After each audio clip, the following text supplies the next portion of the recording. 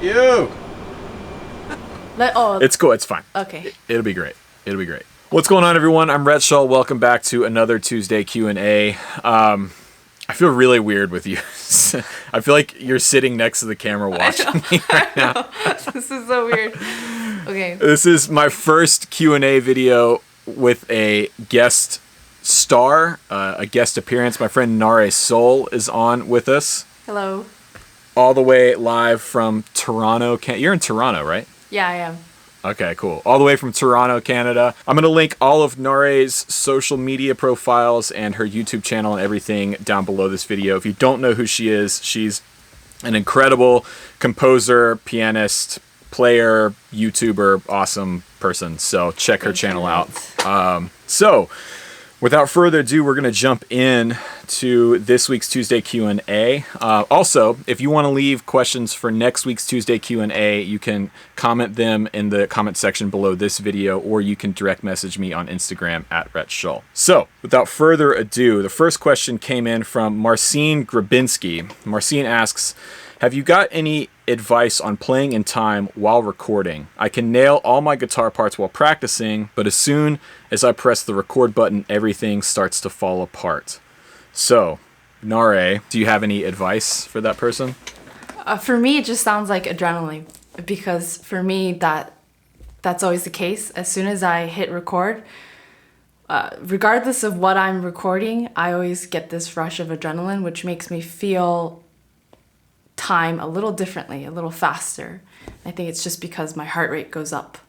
It's a pretty simple situation going on there, but I actually struggle with that a lot. Yeah, I struggle with it a lot too. And that's something that I had to learn in the studio when I was working with Rick. You know, being able to play to a click and in time is really important. So the way I practiced was literally just by downloading a metronome app on my phone and playing, not necessarily running up and down scales, but playing parts. I would learn a song or learn a riff that I really liked, and I would play that with the metronome so that I got used to that constant click. And for me, playing in church a lot and playing on gigs where I had to use, these in-ear monitors, there's always a click track going on with the band live. Yeah, so I got really used to playing to a metronome and to a click track from years of playing in these big mega churches.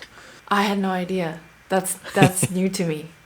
Is that common in most genres or just church? Well, it's common in any genre where you're playing with tracks live. So okay.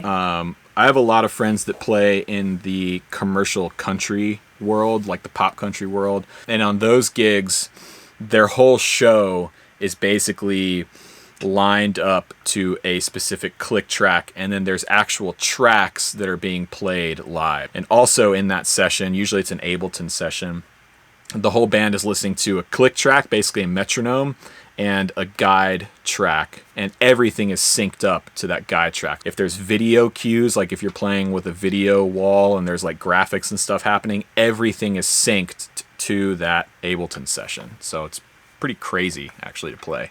I have a question for you, Rhett, though, on this topic. Would you advise this person asking this question to use a click track? Well, I think it depends. It depends on what your goals are as a musician. So if you're like me, where I am in my career is as a hired gun player. And so someone in my position, it's really important that I'm able to play along with a click track competently and stay in time. I've known some people that have trouble with that, and they don't get hired for sessions or for live touring gigs because of that, especially drummers. I think drummers have it the worst, because if a drummer is, sliding in and out of time, in a recording situation, I, as an engineer, can go back and fix that. I can edit that drum take and make it feel like it's in time, but that takes a lot of studio time. And so time is money in the studio. So I would rather hire someone that can do the take right the first time so that I don't have to go back and spend hours editing their drum parts. Would you say that when you record, sometimes thinking of time a little differently. If you're used to feeling the quarter beats, maybe tightening that up and listening to the eighth note beats helps a little bit, because sometimes I actually deliberately change the way I am feeling time and the way I'm conscious about the beat when I'm recording. And that's not planned beforehand. It's just while I'm recording and playing back what I just recorded, I would notice things that maybe I didn't notice in practice, and they would bother me. So I would start to try to tighten that up during the session. Yeah, I mean, that's especially if you're playing at a slower tempo, and the quarter note is maybe here in the 60 BPM range. I definitely would recommend bumping up to an eighth note metronome or an eighth note click track, or just if you have an app or something, just doubling that tempo. So maybe taking it from 60 or 62 BPM to like 120 or 124. And that gives you pretty much, it's like a tighter frame of reference. Now, sometimes I think it's cool to play with the slower click track because it changes the performance. And I was going to ask you, Nahre, when you're recording, I'm imagining you're always playing with a metronome. But do you find that is it harder to stay in time without a metronome for you? Or do you feel like you've been playing with a metronome for so long that you kind of have a natural sense of time that you can keep time without that click track in? Well, I actually rarely record with a metronome because logistically, I guess you put in earphones, but that's not really common in classical music, so I never really do that for recording. But in practice, I will use a metronome occasionally. I would say I used to use it much more when I was younger, just because it was encouraged and at times enforced. My teachers would say, okay, practice this with a metronome. But that being said, I think keeping time very regular, of course it's very important, and I think it's just as important in all genres. It's not as policed, I guess, and noticeable maybe.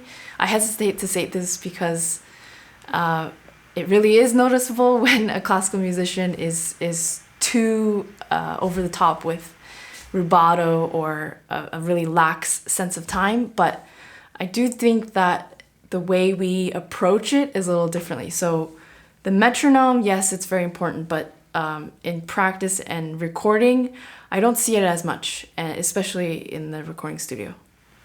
I think too, it's also important to understand, like, this is one of those things that I think you have to have it sort of mastered before you can do away with it. I think you have to be confident in your ability to play in time and stick with a consistent BPM before you can say, okay, well, now I want to do away with that. In my career in the past couple years playing with like the Muddy Magnolias and with Jesse and with Noah Guthrie, we never use a click track live. We don't run tracks live. Our drummer is not on a click track. Nobody in the band is on a click track. And that's a deliberate choice because it then lets the song sort of ebb and flow. The tempo will speed up and slow down throughout different parts of the song. And the audience may not actively notice that. They may not be able to listen and say, oh, they sped up 2 BPM on the chorus, but you feel it, and that dynamic adds to the experience in a live setting. But in order to do that and to do it well, the whole band has to be able to listen to what the drummer is doing because the drummer is driving that. And so in order for you to listen and to stay in time with the drummer, you have to have the skill of being able to stay in time with a metronome. So if you're learning and you're just starting out, I absolutely would recommend practicing with a click track or with a metronome just to get used to playing in that setting. All right, Bruce Wen asks, question for next week for you and Nahre Soul. How can I play crazy fast?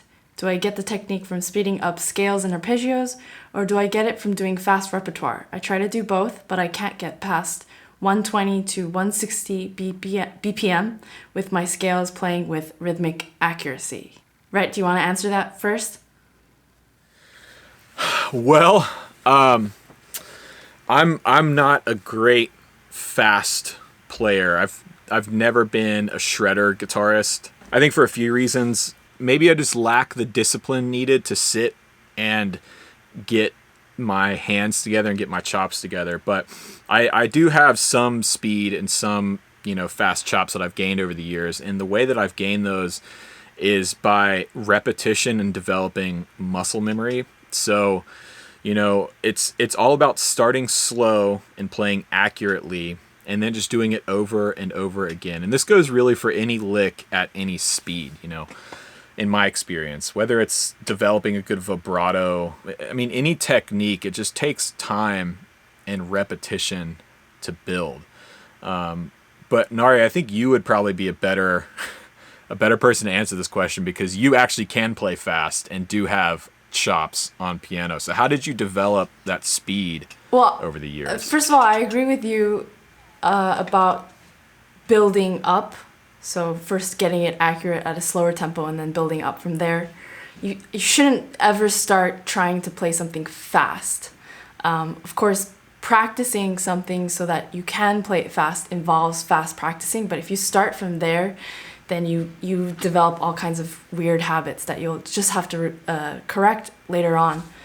But for me, I think it's two parts, one intellectual and one physical. And I say intellectual because for most parts, not all, there's a heavy intellectual component to it because if you know exactly what you're playing, it's easier to execute that fast instead of if you're trying to play something that you're not so familiar with. Even though your hands can play them or your fingers can play them very fast and very accurately, just from a technical point of view, it'll be very difficult. For example, if you have, let's say, a phone number, how fast can you say your own phone number? Really, really zip fast. Your friend's phone number may be a little slower, but still fast. But, some other phone number that you may know, like a bank, it'll be a lot slower.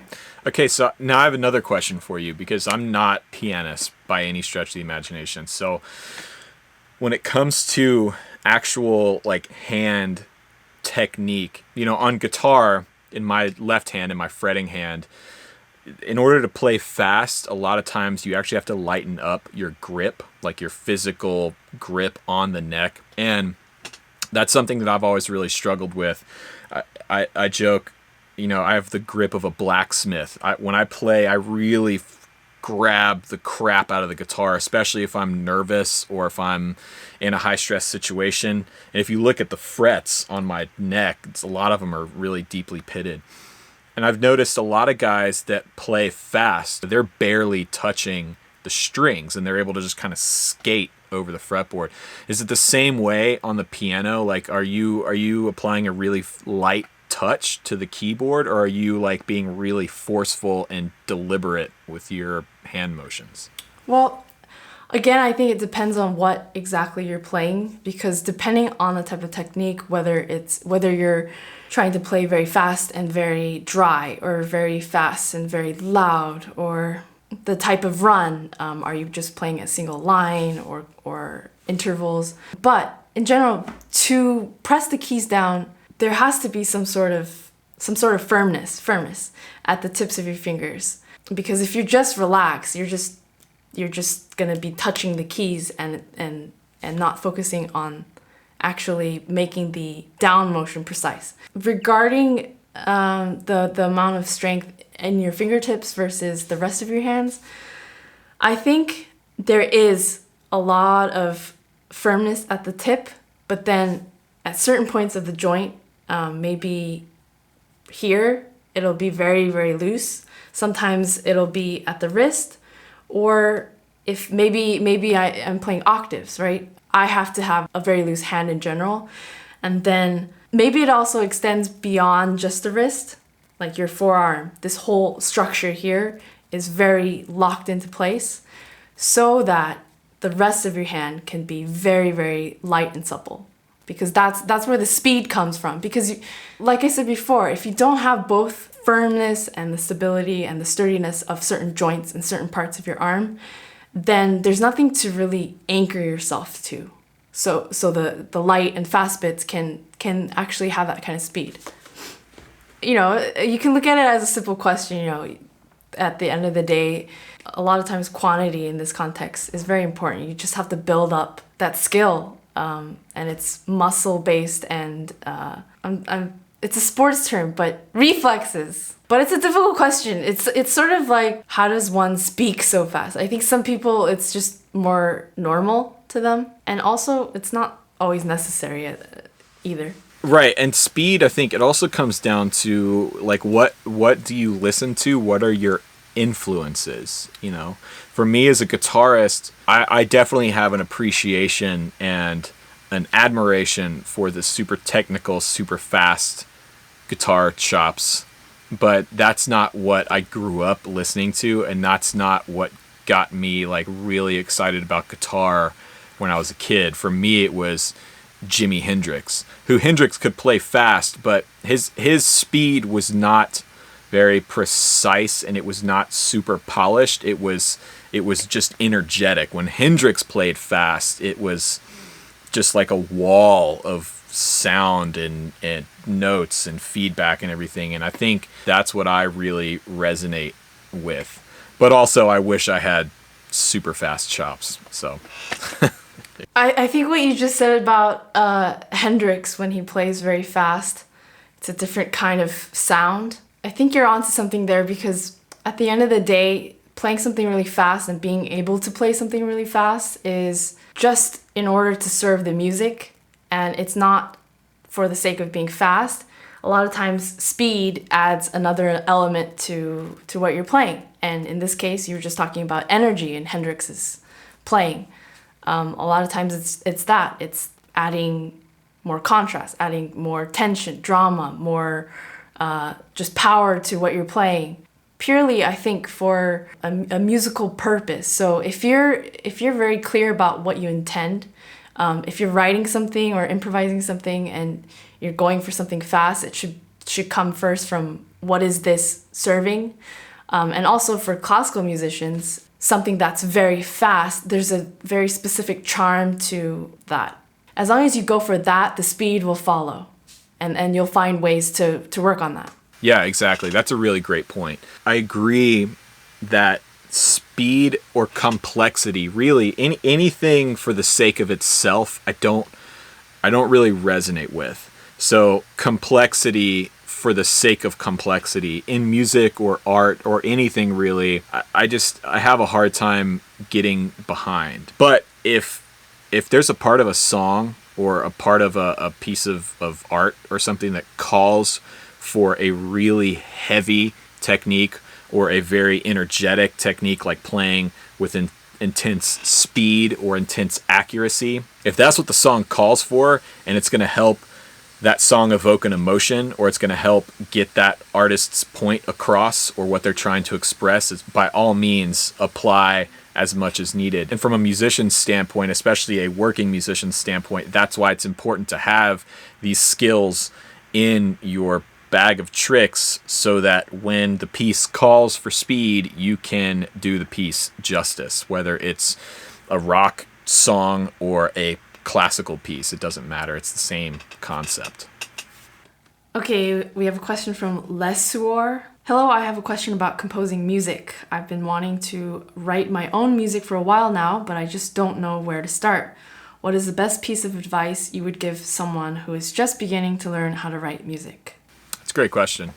I think there's kind of two schools of thought. You could either try and tackle entire songs or entire pieces, and think of it as like one big project and try and tackle the whole thing. For me, I found that to be a little too intimidating when I was starting to write. So the way I generally do it is I'll start with just a basic idea, a basic riff or melody, and oftentimes I'll just record it on my phone. My Voice Memos app is full of little 15-second, 10-second long ideas. So I'll open up Logic, I'll record that line, and then I like to start with the rhythm section with bass and drums and sort of build from there. So just put together a basic beat. It doesn't have to be fully thought out or realized yet, just something basic to build off of. And then I start adding parts and building from there. So my advice would be to start small. Start with a basic idea, lay that down, and just keep building on top of it until it feels complete, until it feels like you want it to feel. I'm just processing what you said there because it's so different. The way I compose, 99% of the time, I'm just writing for solo piano. So my advice would be start by altering something. Because if you know some basics about music theory, about melody, if you have experience playing certain pieces, then you'll have that foundation already ready to go. And from there, just take something, whether it's a phrase of a piece that you already like, or say a Bach chorale, or something with a form or without a form, something with a progression. Whatever it is, just understand what's going on as best as you can, and then alter it in a way. And it doesn't have to be, don't approach it like I am recomposing this. Just approach it in a way that is more, what are the different possibilities of this piece of music? What can I add to it, or what can I take away from it? How can I change it? And again, some people, I think, especially in the classical music world, they're not for altering the music because it's there, it's pristine, it's the blueprint. Just play around with that and then see where it goes. It can turn into a set of variations. It can just be your own take on that piece.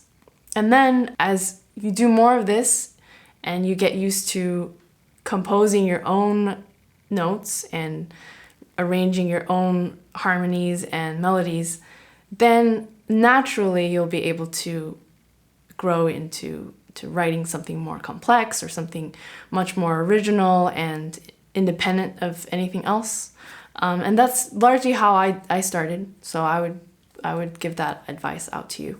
Wow, that's awesome. Like two totally different schools of thought from there. But I think listening to you give that answer kind of also gave me another idea, which is to listen and analyze. Especially if you're still learning and if you're still sort of new to music. I mean, we're all still learning, but if you're still sort of new to the writing and composition world, learn parts of songs.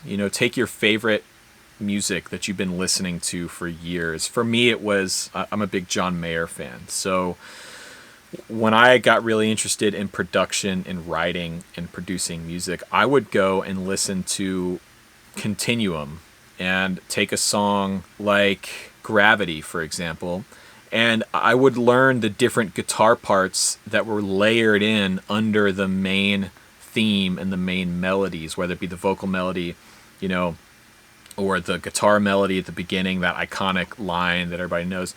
Listen to the other parts, right? Like, what is the bass guitar doing over that verse? What is the guitar? There may be 3 or 4 different rhythm guitar parts there.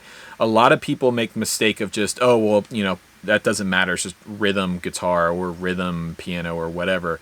When the reality is that's probably the most important part of the arrangement is the foundational instruments. You take away those guitar parts, you take away that bass part, you take away those keys parts, whether it be a piano or a synthesizer, and the song and the arrangement just comes completely unglued. And as instrumentalists, that's a really important thing to know how to execute properly, like in a live situation too. Whether, I imagine it's different, Nahre, in like a solo piano context because you're the only person on stage. But if you're playing with an orchestra or with a quartet or something, like all of those other pieces that may not be featured as like the lead part are still just as important as the lead part, right?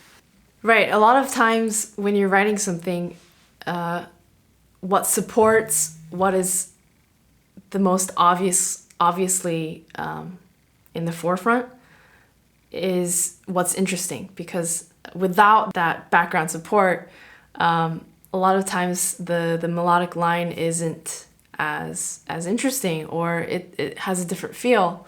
So everything combined creates the final product. So attention to detail in the interaction of all the different parts and the way that they blend together. All of that, I think, is what makes composition very interesting and very hard as well. Yeah. Yeah. I mean, composing is not easy. If it was, everybody would do it, you know?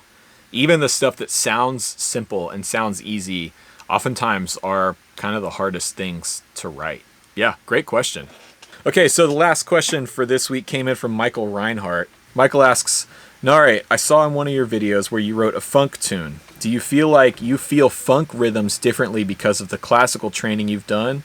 And Rhett, do you think you feel rhythms differently than Nahre might? That's an incredibly interesting question. So what do you think, Nahre? Do you feel like you feel funk music and funk rhythms differently than I do? I think the things I notice first when listening to funk are probably different because I'm coming from a classical background. So I remember when I was going through that playlist of all these funk tunes, first listen to what's going on within the rhythmic framework.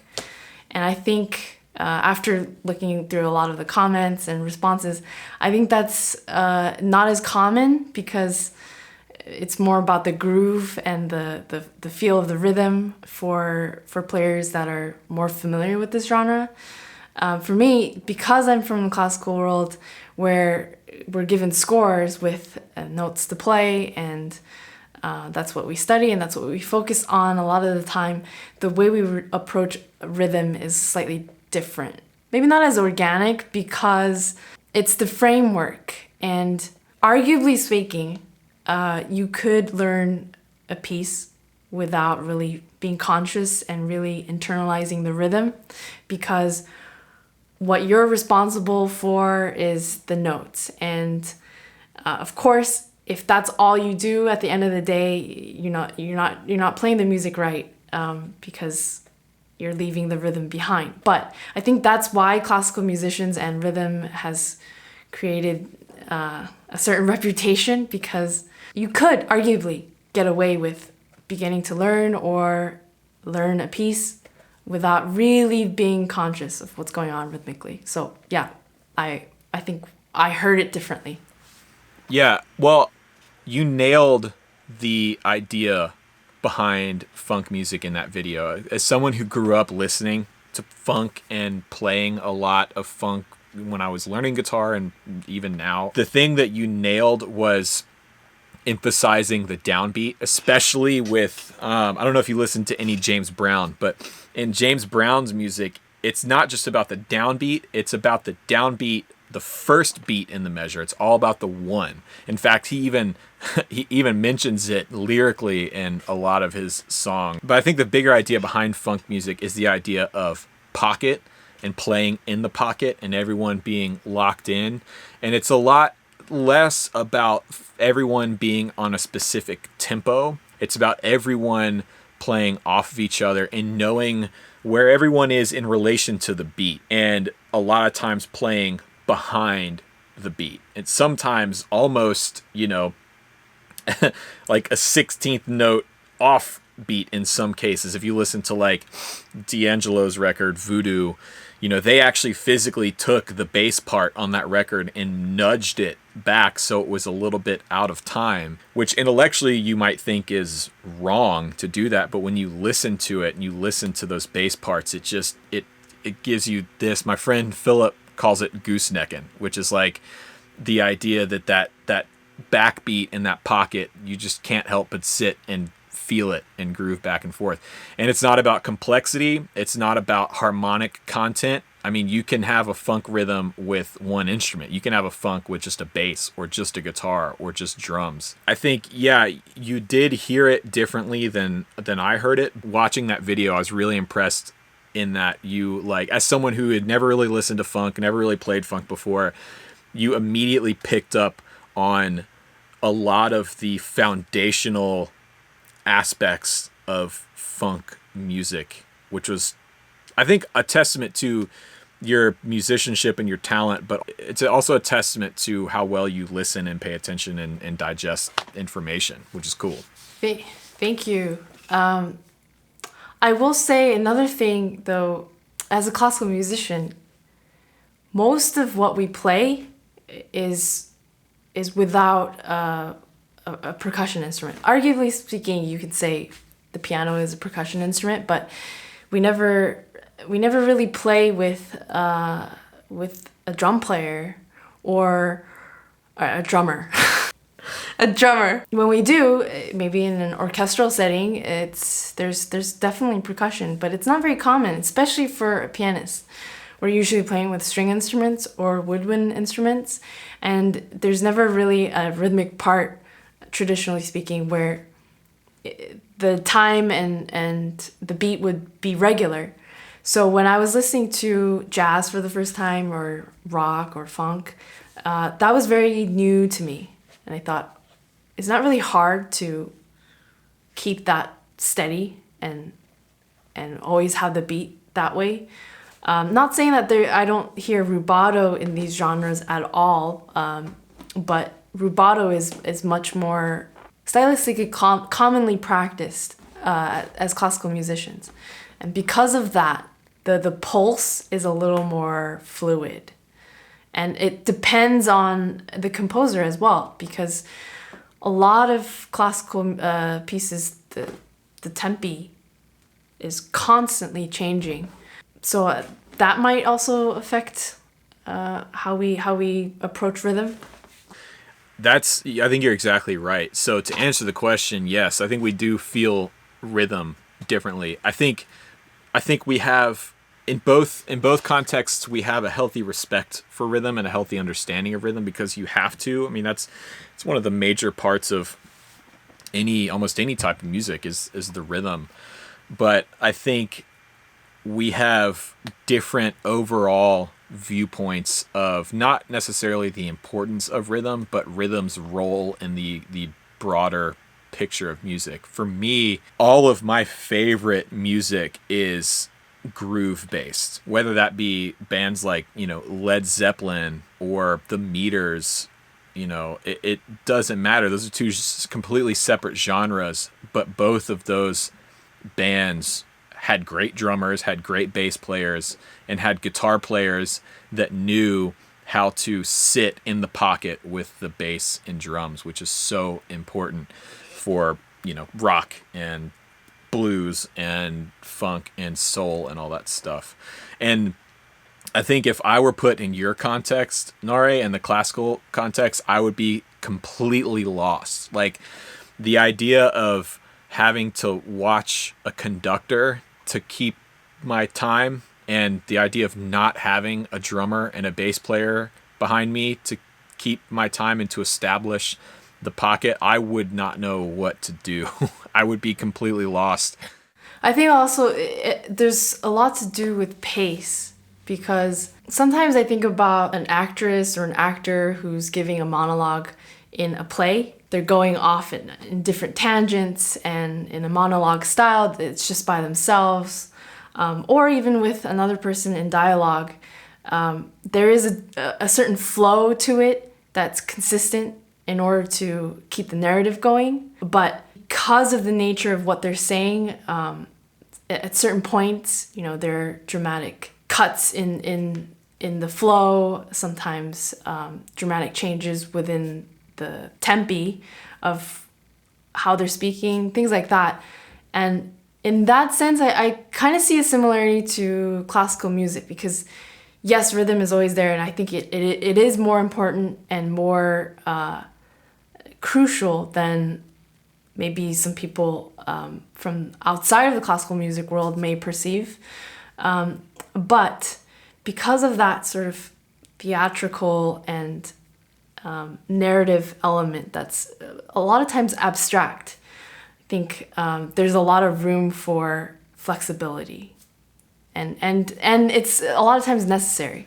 Awesome question. Nahre, thank you so much for doing this. This was really fun. My pleasure. Like I said, I don't get to talk to a lot of classical musicians of any training or background, but especially someone of your caliber. So it's cool to learn this kind of stuff. So Thank you. Likewise, thank you. So that's going to do it for this week's Tuesday Q&A. Everyone, be sure to check out Nahre's channel. The link will be in the description, as well as links to her Instagram. And are you on Facebook? Yeah, I am. Right? Yeah, and her Facebook will be down there too, as well as links to my Instagram. You guys can check all that stuff out down there as well. Be sure to leave comments and questions for next week's Tuesday Q&A. And also, if you haven't done so already, please subscribe and click the little notification bell so you can be notified when I'm going live and posting more videos and all that kind of stuff. So anyways, that's all for now. Thanks for watching. There is no plan B. Nahre, do you have a sign off that you use? Bye. Thank you so much for the questions. Really, to everyone. Yeah. Thank you, guys.